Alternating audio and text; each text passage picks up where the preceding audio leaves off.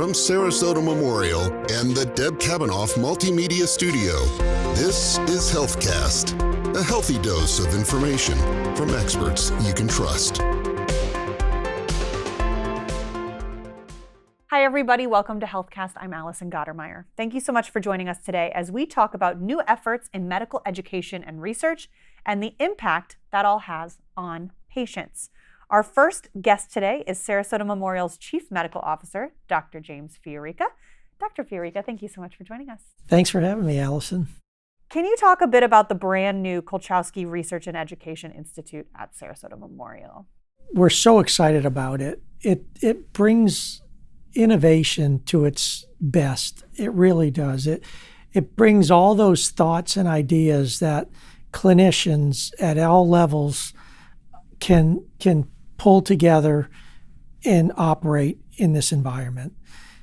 It's a wonderful thing. It's the ability for doctors, for nurses, for pharmacists, for anybody that says, I think we should study this, or I want to know this, or it brings in students that want to learn and learn from others into that environment. It brings in the ability for educators to educate. It brings in conference rooms all in one place, so all these people can think and learn together. Later in the episode, we're going to be talking to Dr. Visa Romesh a little bit about graduate medical education at Sarasota Memorial. But you mentioned something there. It's more than just doctors who are being trained here as far as education. There's also nursing programs that utilize the space. Can you talk a little bit about that? Yeah, part of it is clinical education. So it can be nursing education, it can be people that nursing students, it can be pharmacy students, it can be PA students, people that want to come in and are here for a purpose. It's even more than that. It's getting people, if you look into the simulations, I'm sure you'll talk about that a little bit, it's getting people to work together as a team for patients. It involves a lot. There's a lot in that, packed into that building. When you think about the ability to bring together all of those different clinicians, how does that impact patient care? The fact that they've trained together, not just in their silos of just the doctor's training or just the nurse's training, just the pharmacist, when they all get to research together. It's all patient-centered. I mean, everything's about the patient. Everything we do is about the patient. So we want the patient to have a better experience. We want the doctors and the nurses to talk about these patients. We want them to go through sick patients together. We want everything centered around the patient. How can we make it better? When you talk about clinical research, it's all about the patient. How do we bring newer drugs, new devices that we can treat patients with earlier? Sarasota Memorial already had a robust education program. Sarasota Memorial has already had a very robust research program, especially in comparison to other community hospitals. Why is it important to bring that all under one official roof, not just throughout the campus, but really getting everyone together in the same physical space? It's like when you go through college, you may have a major and your roommate may have a different major, and you don't really know what the other person's doing until you get back at the end of the day and talk about what you guys are doing. We have great people here. We have great people at all levels, doctors, nurses, pharmacists. But they're all over the hospital. It's a large campus, and it's 2 campuses. An example is emergency medicine and internal medicine residents. They're physicians training to be experts in those specialties. We have great programs, but wouldn't it be nice if they were housed in the same place so they can talk about the patients when they come from the ER, what happens to them for the next week in the hospital, and they both can interact about that. It's just hard to do that when you're separated in one silo here and one silo there. You do it, but through a conference, now you're all housed in the same area. Wouldn't it be nice if you had an idea and your library was right there with you and you wanted to see if this has been studied before, and you have the medical library right there in the same building, so you can not only talk about it, you can actually go in there and research it. So we've talked a lot about education already. Why does Sarasota Memorial invest so much in the research portion? Because as I said before, not all community hospitals even focus on research. Why does SMH focus so much on research? Research brings great doctors to this area. If you were a great doctor in an academic center and you were great at what you did, you're either going to stay at that academic center or you're going to go to another academic center if you're not happy with the area, you're ready to move. But you want to continue your research. You want to continue that knowledge. So it's the ability for us to identify the best physicians, the best nurses in the area to come to Sarasota from other areas. Can you talk a little bit about what kind of research is done at Sarasota Memorial? Because that could be so broad. And it is broad. We started, just the magnitude. We'll do multiple specialties. We'll do cardiology. We have GI. We have internal medicine. We don't do basic science. We're not really here for basic science. They'll go to an academic center. But anything that affects patient care, we may do that. We have things like dietary studies. We even have a ministry study. We have pharmacy studies out there. We have new devices, new heart valves, new stents, it really is broad. If you look at the last 5 years, the number of research projects have expanded enormously. We now have 140 active studies within the clinical research area. Why might a patient choose to participate in medical research? Well, my background's oncology, and GYN oncology is what brought me here to Sarasota. I wanted my cancer patients to have the newest drugs available. I wanted them to have the ability to have what's up and coming and not wait 5 years when it's too late for them to get those drugs. Research brings that to you. Research brings the best technology, the newest things that are coming out to you, and patients would say, what can I have? What do you have to treat me with that's new, that's up and coming? It gives you that ability. Yeah, how important is it that that's at a community hospital setting where everyone would then have access to some of those cutting edge treatments and technologies? Yeah, that's what we're looking for. We want to have everyone in our community have access to them. We don't want them to have to travel to another city or another state. We would like to have them treated right here and still have the ability to have that technology or those medications available. And again, it's in a safe environment. It's a highly sophisticated, these clinical research projects are very sophisticated, the documentation, the regulatory, and you want it to be all done right. So you talked about recruitment, and I want to touch on that a little bit more. How is the Kolchowski Research and Education Institute going to aid in recruitment at all levels? They've been very supportive. The two things they want is they want to know how we can make the community better. So they want to bring in the best doctors. They want us to keep our residents and have them stay here. Take the people that we've trained and stay in the community. They want to help with that. They want to educate. So they're involved in bringing the best technology and to be able to retain doctors for our community to treat us as we needed care. Now that the Institute is open, the team is all moved in and starting to get settled, what are you most looking forward to? I'm just looking forward to the extra ideas that we haven't thought about. Innovation is what we want. I'm hoping, and I expect this to be very accurate, is we have 140 active studies now.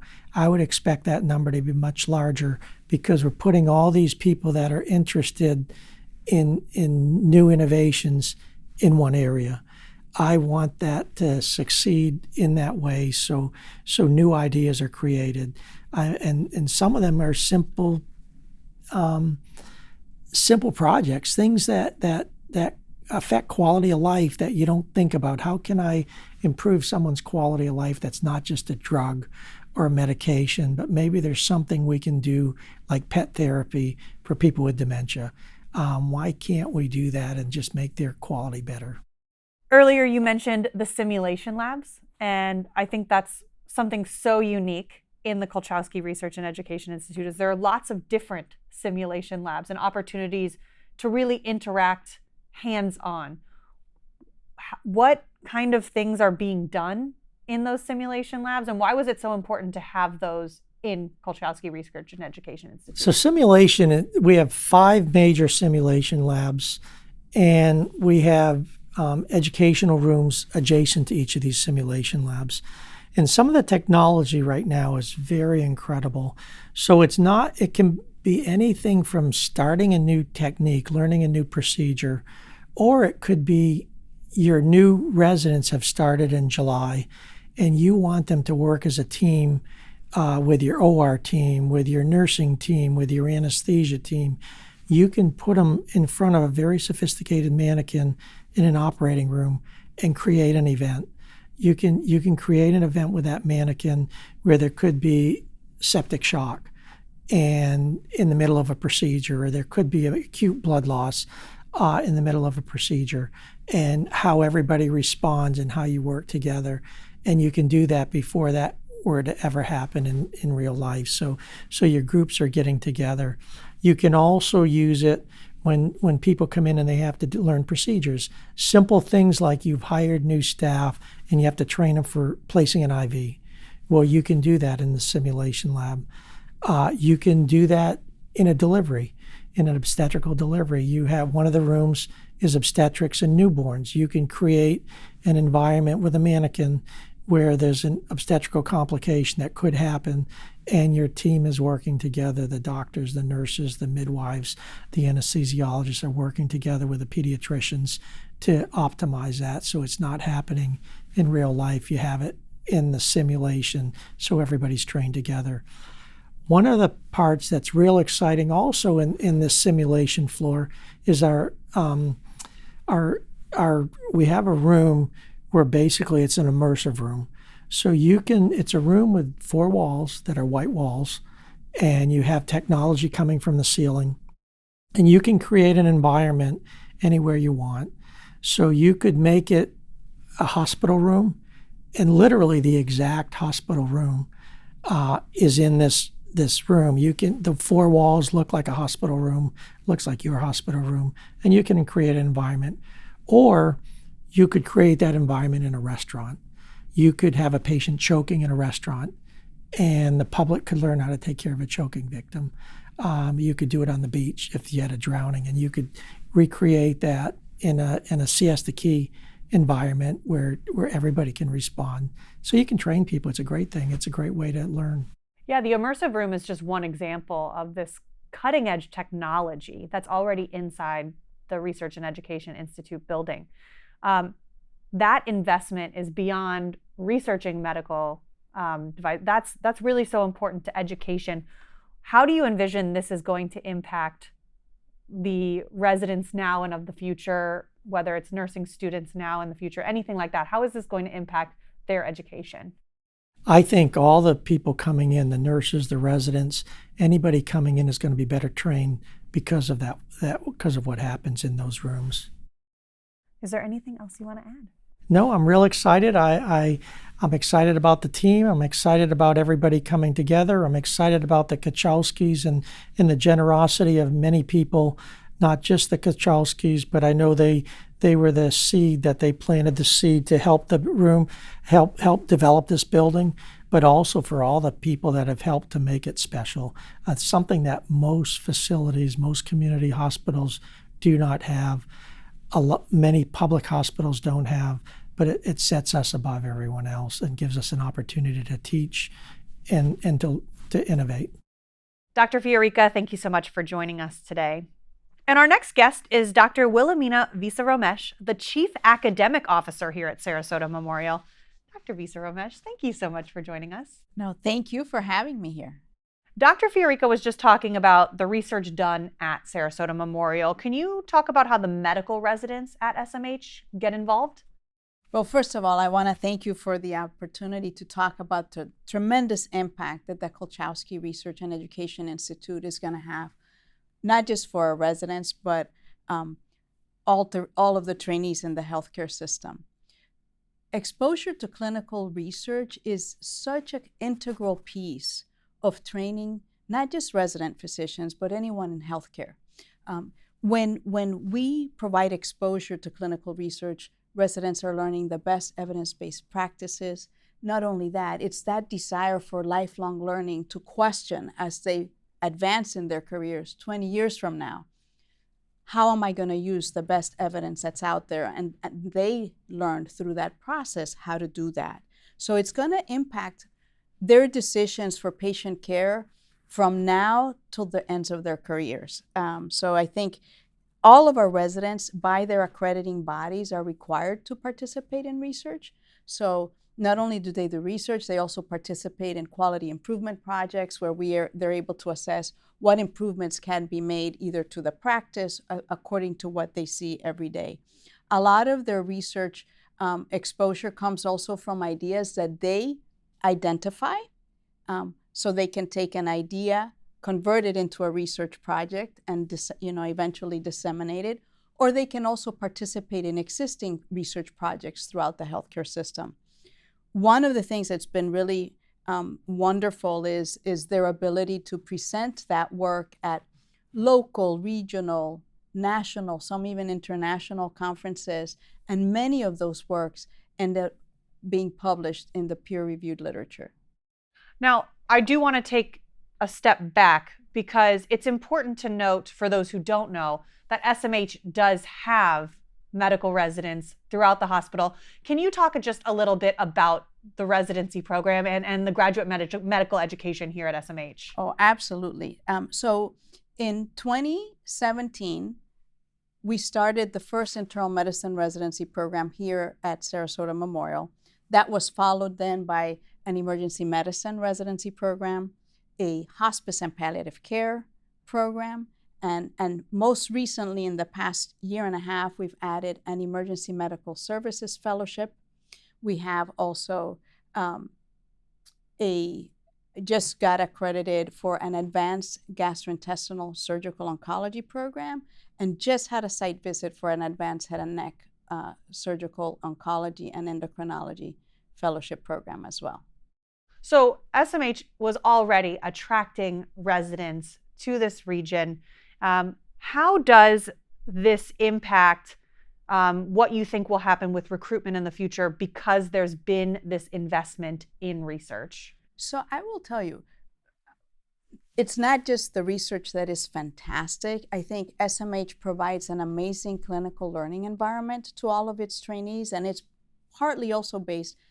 There's such great multidisciplinary and interprofessional collaboration that really sets it apart, coupled with the outstanding research, and now with the state-of-the-art simulation center, which is also really important when you're talking about training, whether it's any healthcare provider, right? So they learn the best skills first in a simulation lab. So the combination of those two is truly amazing. And I think it's going to really impact our recruitment season. We already retain close to 42% of our graduates at SMH, which is fantastic, and about 70% in the state of Florida.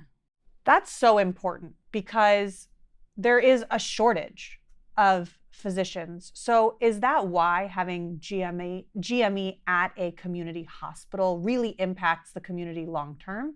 Oh, absolutely. I always say that when you have resident physicians in your program, not only are you elevating the care because the faculty that teach them has to be most evidence-based, right? Because they're teaching, but you will always have the ability then to retain, hopefully, those that you want, that you want to keep in your system, which is fantastic. It really develops a pipeline.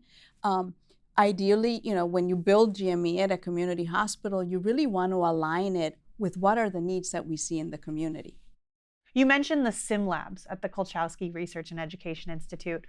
How is that going to impact the day-to-day education as the residents get in there and continue to just have that hands-on learning? So I think it's so important because you never want to do a procedure for the first time on a patient without having the opportunity to perfect it in a simulation setting. Mm-hmm. And our residents have been exposed to simulation, but not in a facility now that really is state of the art, that really mimics a natural environment. Because sometimes, you say, oh, it's a mannequin, right? But now it's really going to feel very real for them because you can simulate an emergency department setting.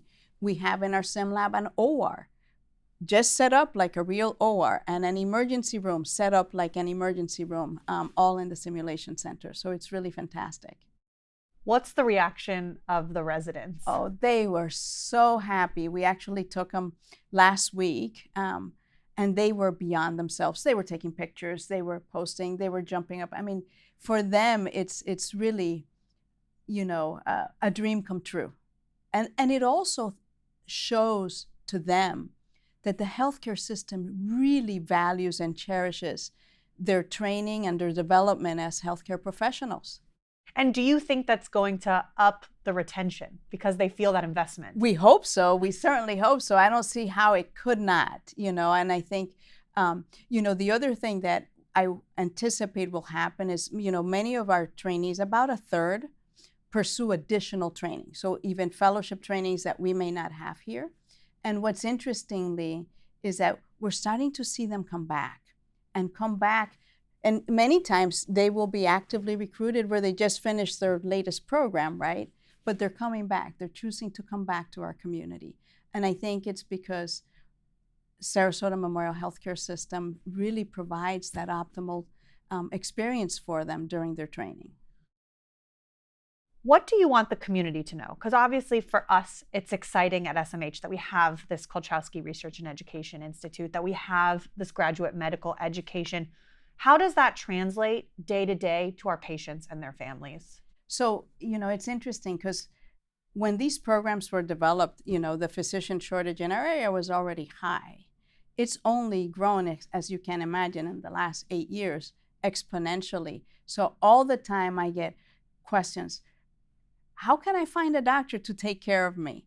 And I hear it every single day when they go see of our graduates. Oh, I just saw, someone just commented to me this week that saw one of our graduates that's now their primary care providing. And the goal is that we provide them with the skill sets so that we would love for them to be able to take care of us, of our children, of our families. Definitely. Is there anything else you want to add? I think a big thank you, because this really is a dream come true, not just, for our residents who are going to be so impacted by this, but our program leaders, our program support staff, our coordinators, everyone is so thrilled to be in this new space. Prior to all moving into the Kolchowski and Research and Education Institute, we were really all scattered all over our campus. So it was not the best way to be able to promote research, to be able to work interprofessionally. We did it, but it's so much better now. So thank you. Yeah, that collaboration is so important. Dr. Visa Ramesh, thank you so much for joining us. No, thank you for having me. Thank you. As always, we encourage everyone in our community to visit smh.com to get the latest from Sarasota Memorial. Have a great day.